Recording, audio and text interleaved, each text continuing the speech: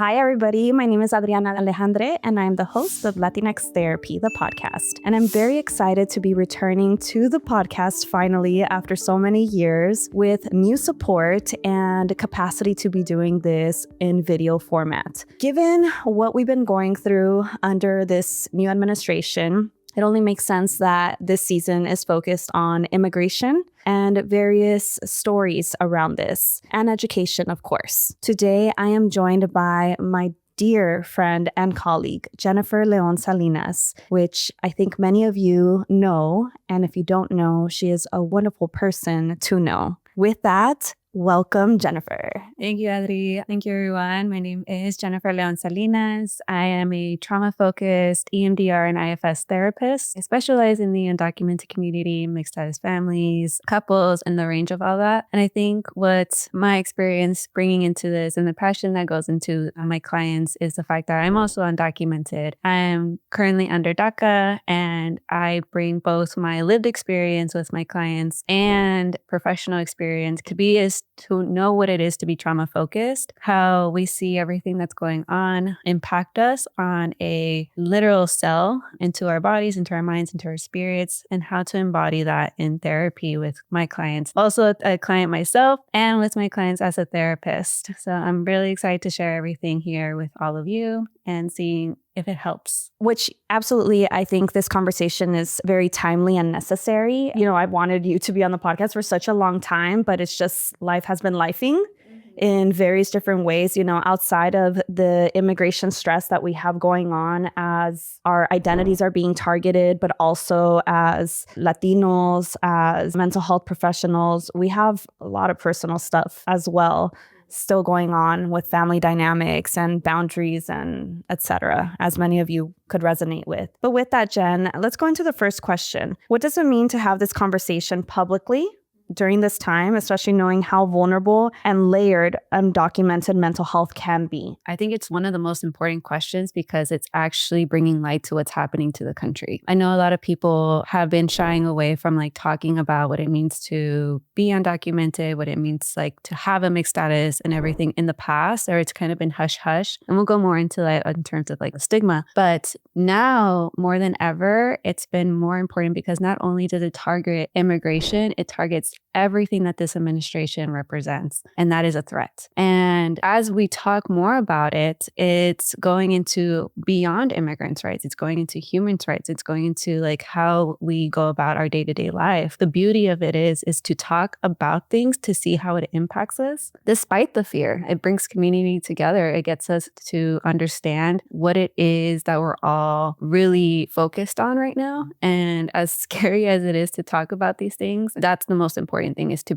shine light to our community, because our community is the one that's been carrying this country for ages. So that's where I feel like it's beautiful to that more and more people are joining the conversations despite the fear, despite the uncertainty, despite not even knowing where to start the conversation sometimes, either with family members or with friends or coworkers. But it's it's even just starting with hey, have you seen these videos online? Hey, have you heard these news? What does that law mean? What does he, she say about this? It's all important. You know, and I think the thing is that the people that are talking about it become safe places and safe people, because there is a lot of division. And it isn't our responsibility, by the way, to create harmony during this time. I think it is for those that have the privilege to speak up. It's our responsibility to be loud about our values. I've been louder that the therapists on the Latinx Therapy directory are non-MAGA, that we do not support the immigration policies and the manner in which they are being imposed on our community. But we digress. So with that, Jen, we want to learn more about you and your family. Can you tell us about your family's migration story, and as much or as little as you're comfortable with about yourself and your familia? Yeah, definitely. So I come from a small town in Mexico called more or less Acapulco, Michoacan. And from there, me and my parents, both three of us, immigrated here to the States roughly when I was 5 years old, permanently stayed until then, and went through the whole school system, elementary, middle middle school, high school, etc. My siblings then came along during that. So that's where I am the eldest, and getting to know my brothers, like in their experience being here as citizens, really changed the dynamic for my parents and I. They had more of the American experience and traditional milestones versus myself. My parents, although they were the ones that initially created the migration and went and did everything, I grew up here in the States knowing that. So I had the childhood here, right? My parents, their childhoods were in their countries and with their families, with their communities. They didn't come until like they were like in their mid-20s, late 30s. And so it created a whole new story of immigration for them. So their immigration story was a lot different to how I experienced immigration. Now growing up here in the States without status. That was something until this day, I still have I still talk to my mom about this, and she's like, it's so different, but it's so like we're the same. I'm like, no, we are different. We are different types of immigrants because we have a different experience. And that's what it means to be in a mixed status family, where everyone in my family personally has a different experience and has a different perspective of immigration. My parents being the ones that came here, me being the one that had to experience not having status here in the States, and then my brothers, both of them being of status. And we all have different conversations of what it means, what privileges we've had and have not had, because I've had privileges that my parents don't have because of DACA, because of the language and so many other things. And then my brothers have other statuses and privileges that I don't have, neither do my parents have. Fortunately now, after many, many, many years and many, many like failed attempts of trying to get status for my parents, they have recently gained another status of being like green card holders. And that was a huge relief on my end. So to that. But however, it continues to be a different experience now again, right? Because now they hold a different privilege and a different status, thus shifting the dynamic in our family of a mixed status family. And I know many can also resonate with that. How long ago did they get their residency? I think it's now going to be close to a year now. That's recent. Yeah, it's very recent. And it brought so much relief. I felt like a huge weight off my shoulders. And like growing up, and I think this will also kind of shift into it, like growing up, there was a lot of like anxiety, especially when I first learned that I was undocumented. And so not only that, but then the added layer of being the eldest daughter, like so many responsibilities came with that, those two titles. And so when they told me that it got approved and they had their card, they FaceTimed me and they were all so happy. And like, because you two don't live together. No, yeah, that was like, I had to move away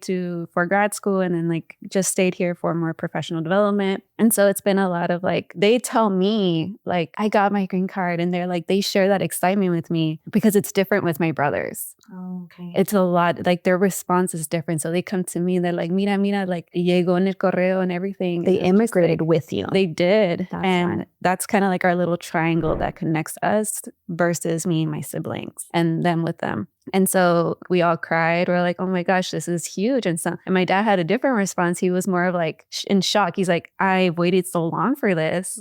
I don't know how to react. And so we talk about that. I was like, Dad, it's okay. Like, and so I guide them through it. And it's like, again, that's awesome. It's been a beautiful experience to see them now embrace travel, embrace these new privileges, this new sense of confidence in the country. And I like my body shakes as I stay there with them because again, and then I feel the grief because then it comes back to me. I'm like, now it's just me in this space. Yeah. And I see you also reacting too. So holding that. Yeah.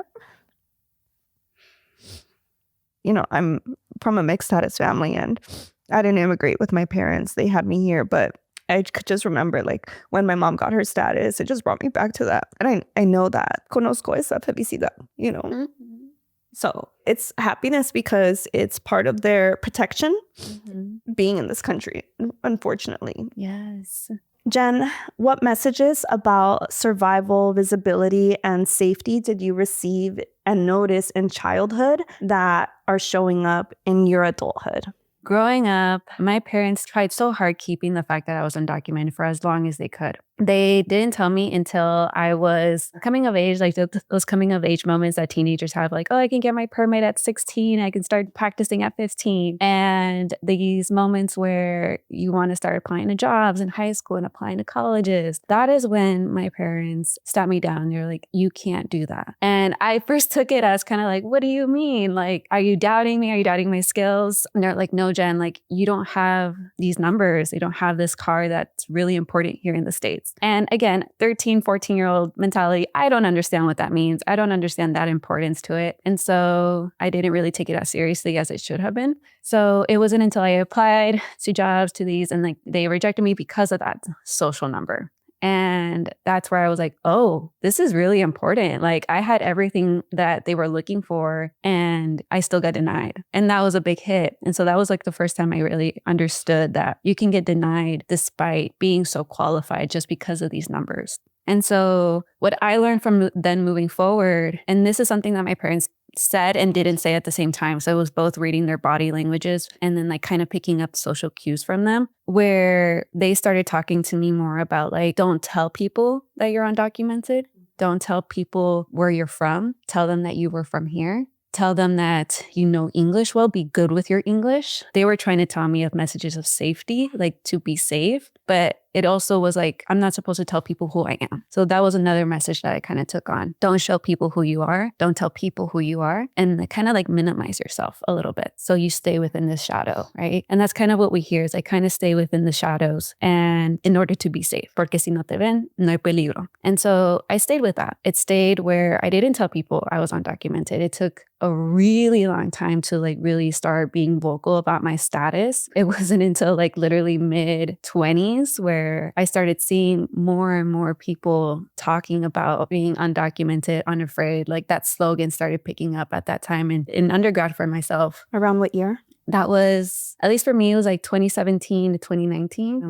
Again, very recent until where I started hearing it, right? And it could have been longer. But growing up, it was like, don't answer the door. Let's talk about deportation plans. Let's talk about detainment plans. And that was like, I was learning all of those and having those really serious conversations between 15 to like ever now, really. So it never really stopped. But those are the things that me and my siblings did differently. They were never involved during those conversations of like, si algo pasa, or si yo no llego, or si tu papá no llega. They were not in those conversations. It was just me and my parents. And I knew what that meant. That was really hard to navigate, being still a child, being an eldest daughter, and again, like having these levels of like adult responsibilities because of immigration. Absolutely. And Trump was in office at that time, so that makes a lot of sense too.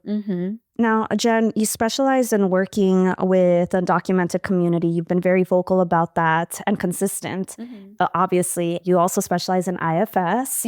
But can you share with us a bit as to what the impact of these ICE raids and immigration policies look like, how they show up in the body? When kind of checking in with the body, it's going to go into all trauma responses because everybody's body is very different on how they choose to respond. For example, I took on 2 and had to learn how to slowly understand how my body decides to take on these 2. So one is fawning. Think of that one as kind of blending into your surroundings. All of these can go into really extreme ones and to really low degree ones. For another example is flight. You freeze, fight, all of those. And so I took on a freeze, a flight, and a fawn response. Whereas many also have seen fight as coming out more. And that's the one that I'm trying to embrace more as I try to understand and mobilize the fear into something that feels courageous to what I can do with this. Again, bringing back safety as much as I can into it. But the body can go into all these responses. And we see that even in like, for example, Latinos for Trump, where they take on a really extreme example of fawning,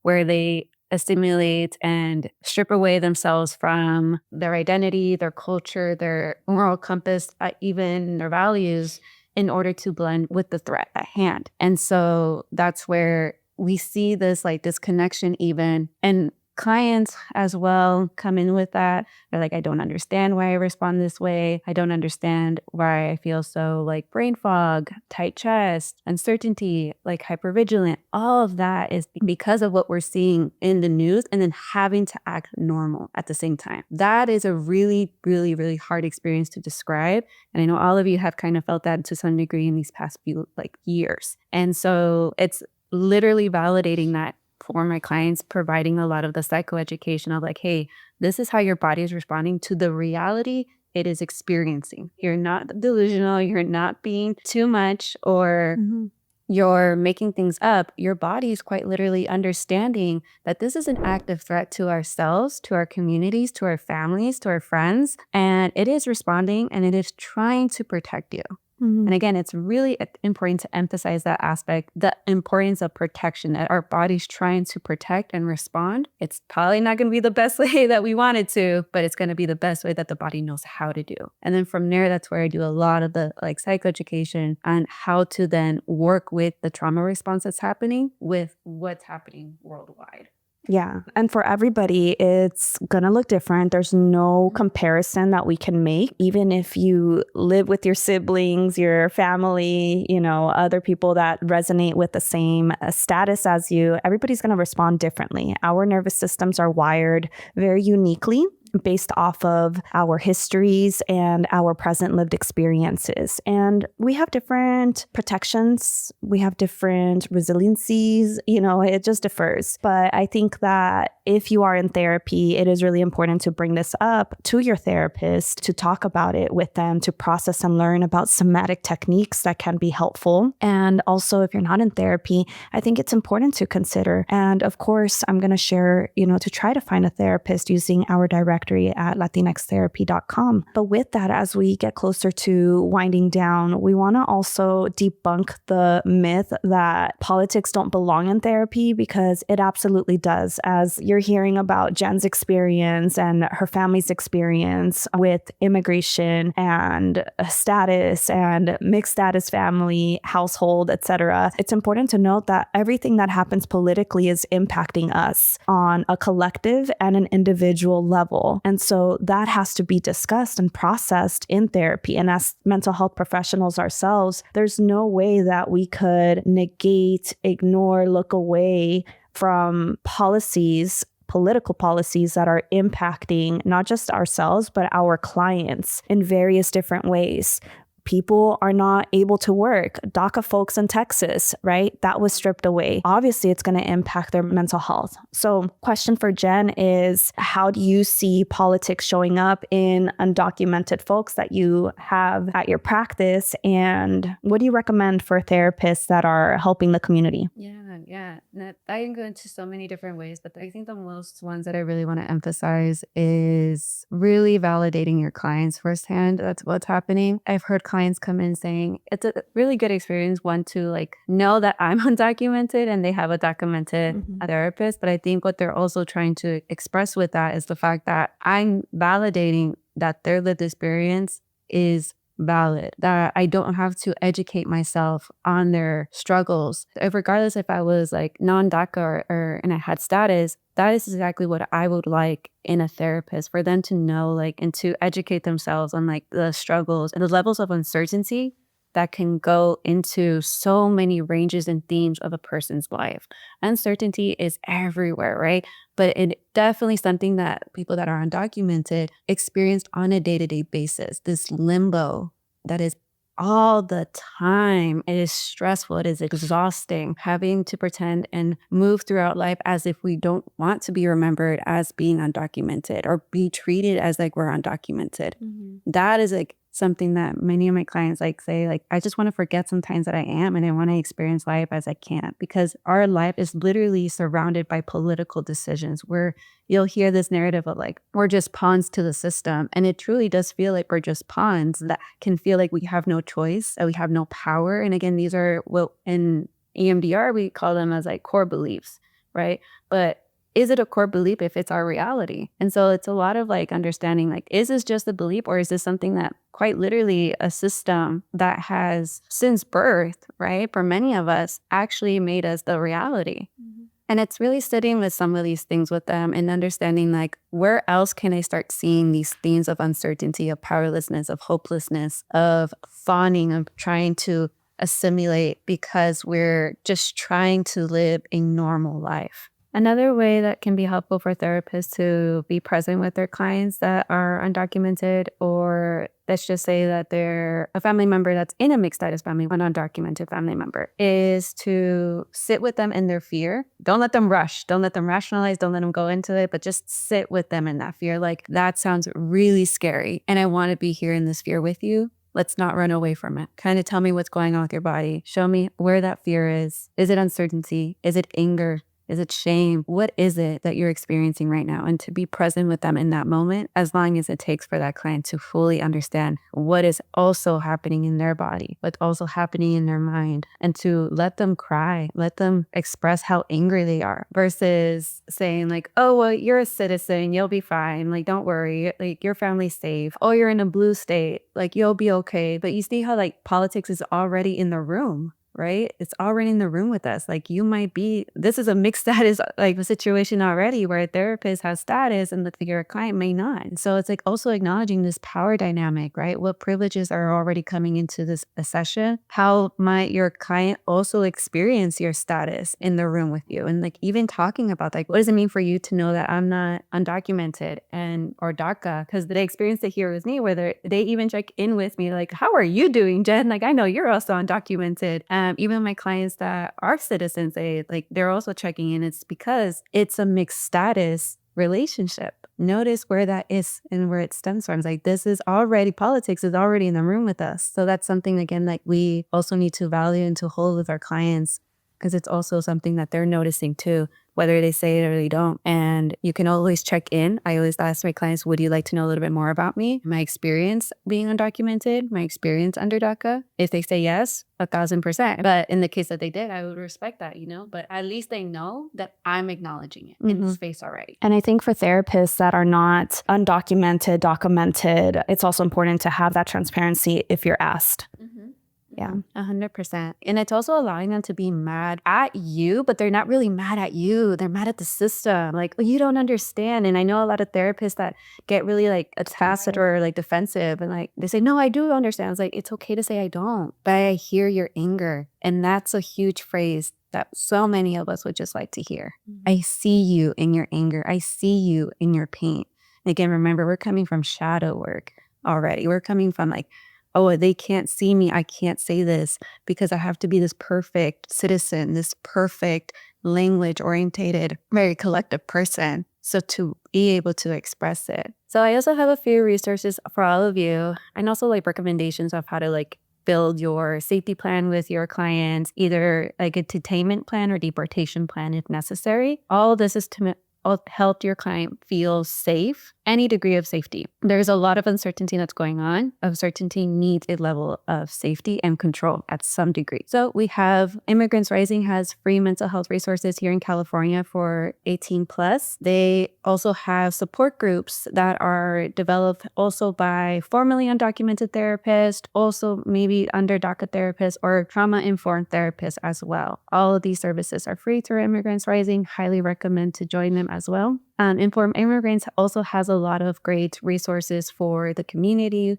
whether that be through education, whether that be through legal services, Chirla, United We Dream. All of those are also really great resources. I also really encourage therapists to look into the specific cities that their clients are in, and maybe even look for like local resources, like nearby churches, nearby first aid responders in their cities, really building their community on a personal level versus sometimes these really big national ones, because it's, again, building off like their community systems, volunteer workers. It can be rapid responders. Thank you. Advocates in the community themselves. Yeah. Creating community events. All of that. that's really going to, like, again, build the system, because we're so used to being isolated and not talking about our status that we forget that there are so many of us that are willing to help and support with a helping hand. So Jen, thank you so much. Where can people find more about you? Yeah, you can find me on Instagram and on TikTok, MujeresxPsych. You can also email me and kind of connect from there, and we'll go into like some resourcing there. I am also a professor at Mount St. Mary's University here in Los Angeles, where I will be actually developing a course this year on policy work and the therapeutic perspective on immigration. So how to show the uprising and inspiring therapists in their grad programs, in their MFT programs, how to best support their clients and do the documentation as well. And so that's kind of where my course is. So you can also find me there on campus and online. If people are interested in that course, is it only offered through the university, or also can people find elements of it on your social, etc.? So that's actually like the most exciting part to share. I am developing this course right now through the university, but my goal is to also provide it to the community as well. Okay. So stay tuned. So I'm currently here in Los Angeles, California, and particularly this is where also like Mount St. Mary's is also located. And I'm excited to be here.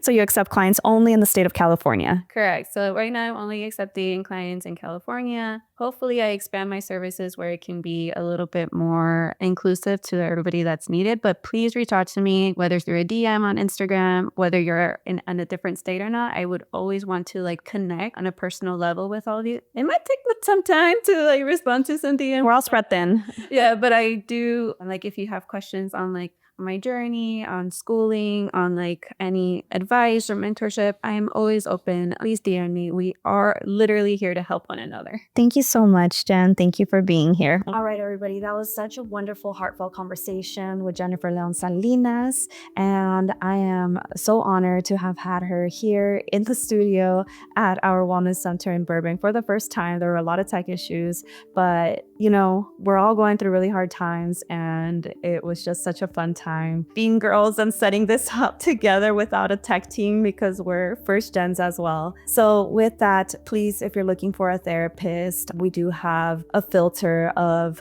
undocumented, DACAmented, formerly undocumented, child of immigrant therapists themselves on latinxtherapy.com. Please share it as a resource. We have a blog section that has legal support phone numbers. We try to separate it out by state. And then we have also a blog on rapid responders by state. Rapid responders, for those of you that are unaware, are folks that are kind of the first responders on the scenes that are helping folks fight against ICE and that are helping the families of loved ones that are being detained. So please support them in whatever way you can.